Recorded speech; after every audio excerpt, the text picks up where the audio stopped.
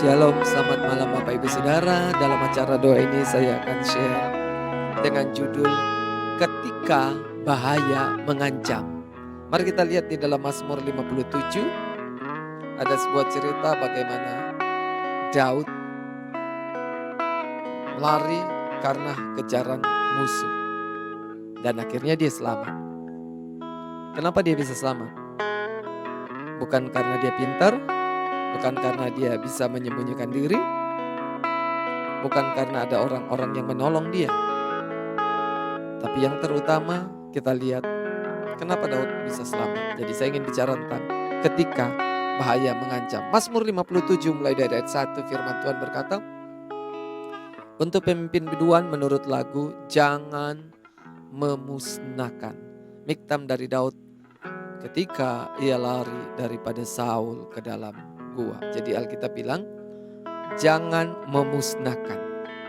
Jadi ketika bahaya mengancam yang akan bisa memusnahkan dia.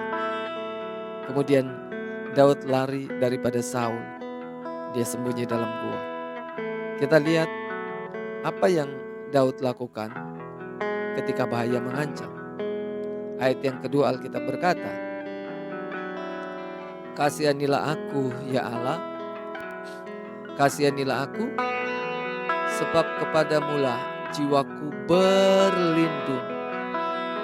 Dalam naungan sayap-Mu aku akan berlindung sampai berlalu penghancuran itu. Di ayat 1 memusnahkan. Di ayat yang kedua penghancuran. Ketika bahaya mengancam, yang mau memusnahkan dia, yang mau menghancurkan hidupnya, inilah yang Daud lakukan. Dia datang kepada Tuhan. Dia katakan kepadamu jiwaku berlindung. Dalam naungan sayap-Mu aku akan berlindung. Jadi yang pertama adalah berlindung kepada Tuhan. Yang pertama, ketika bahaya mengancam, berlindung kepada Tuhan.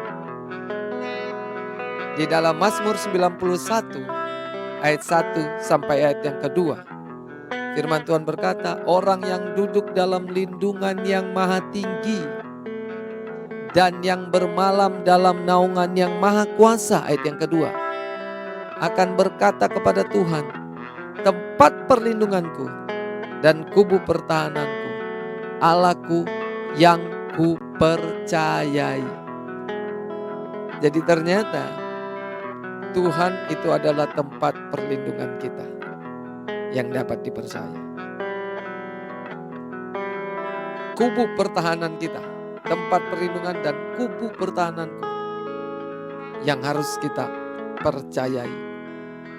Sampai kapan kita berlindung? Ayat 3 berkata, Mazmur 57 ayat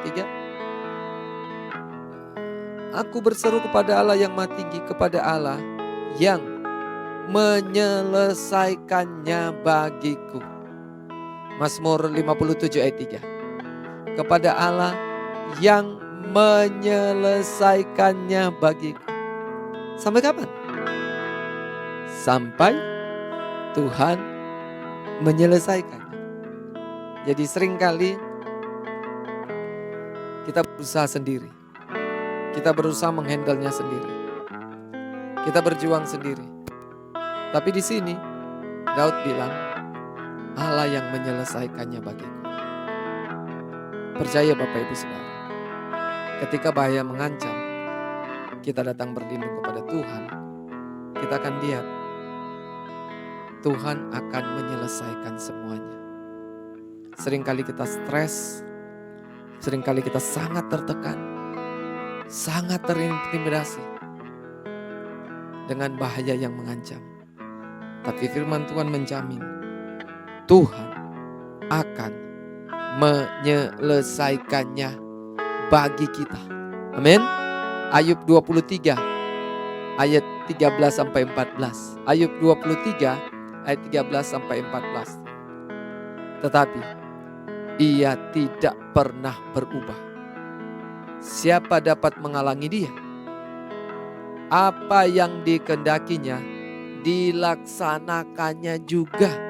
Ayat 14. Karena ia akan menyelesaikan apa yang ditetapkan atasku, dan banyaklah hal yang serupa itu dimaksudkannya.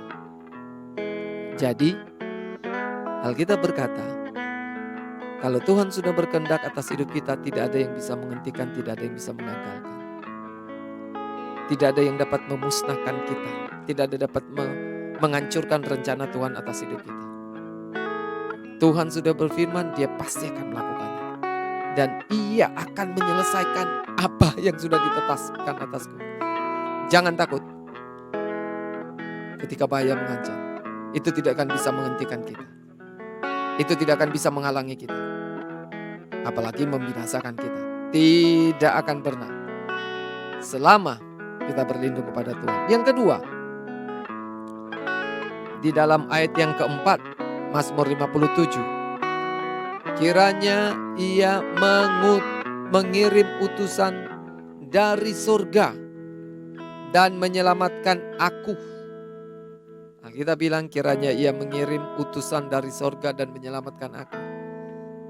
Yang kedua, minta utusan dari surga. Bapak Ibu Saudara, minta utusan dari surga yang akan berperang ganti kita.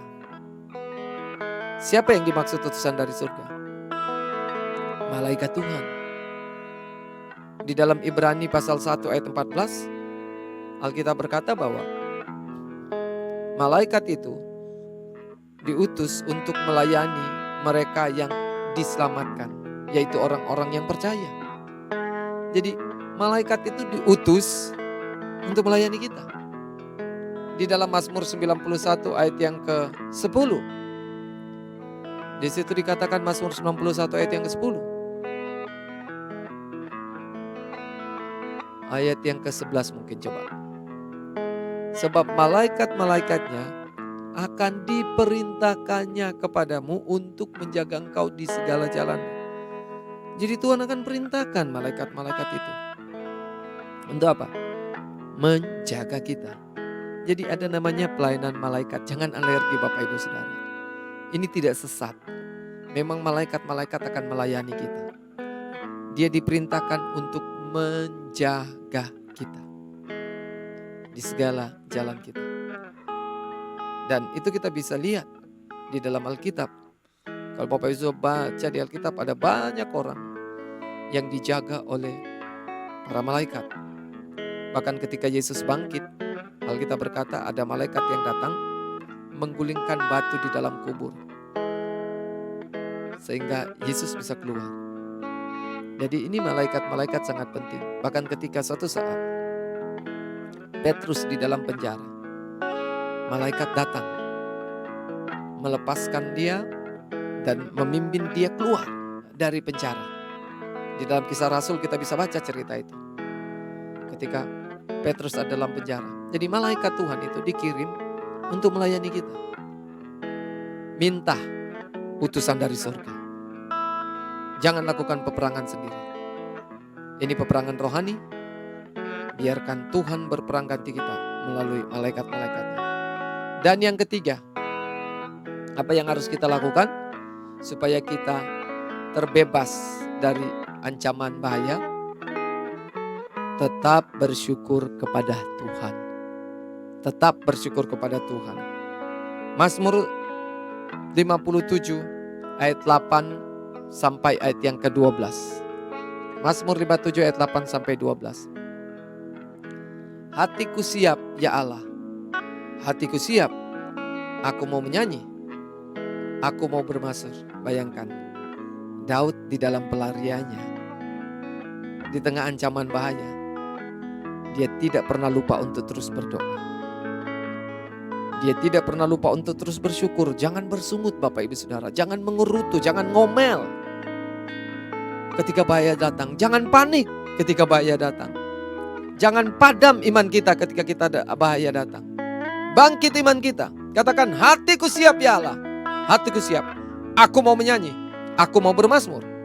Ayat 9 dia katakan, Bangunlah hai jiwaku, bangunlah hai kampus dan kecapi. Aku mau membangunkan fajar.